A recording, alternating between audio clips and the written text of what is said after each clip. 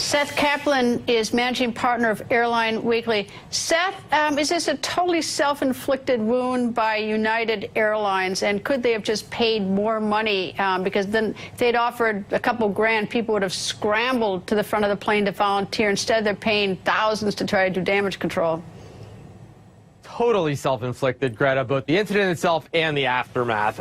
Yeah, you know, look, everybody at some point has a price when it comes to this stuff, at least. Hopefully not other things in life. But I was in that situation, too, where I was on a flight a couple of years ago. I really had to get to a conference, I thought, but then, you know, 400, 600, 800 bucks. I said, well, I can miss the first session. Usually at some point they can get somebody. Failing that, you know, you just cannot take a passenger. You've given him a boarding card. He's sitting in the seat that you told him to sit in and extract him like that. And United has now said they will not do that in the future. That was the last mistake they made, you know, letting him board. Well, one of the things that we're hearing today is Dr. Dao, who was that passenger who was forcibly removed. He has a lawyer who has filed what's called a motion to preserve evidence, which means any like sort of cockpit voice recorder, any information about it, which means that United Airlines should take out its checkbook now because they're about to be sued for this. Yeah, and you know, the lack of remorse that they showed when, you know, it was almost like, remember the Iraqi Minister of Information back then? You know, we're all watching this video, and we know what happened, all of us, even those of us who are rather sympathetic to everything the airlines go through, and it was terrible.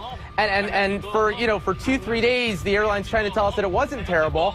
You know, belatedly, they've said the right things and they've done the right things, saying that that won't happen again. You know, they'll never use cops to take somebody off a flight who hasn't done anything wrong, basically.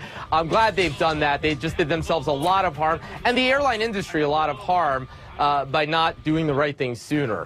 Is United making money, or are they struggling?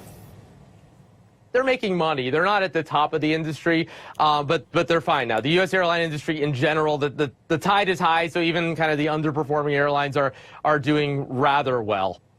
You know what I don't like? I don't like the mergers, because I think the mergers have been a terrible thing, where the concentration of these airlines into about 4 has mean that there's no competition. There's no, you know, people aren't, there's less incentive to try to give you a good ride. Give you a safe ride, but give you a good ride. Yeah, it's a mixed bag, Greta, in that regard. There's no question. It's a less competitive industry than it once was. You know, on the other hand, it kind of just looks like more like other industries, right? Depending on where you live. If you live in a big city, you're flying somewhere, you probably have 3 or 4 airlines to choose from, right, depending on where you're going. Kind of like you have 3 or 4 cell phone companies, 3 or 4 cable companies. And so, yeah, you know, guess what? Now they're making money like the companies in other industries. And there are some downsides. On the other hand, you get on the plane now, it's clean, you know. And with that, I've got to say goodbye to you and also to the viewers. Good night. Make sure you keep watching. Hardball's next.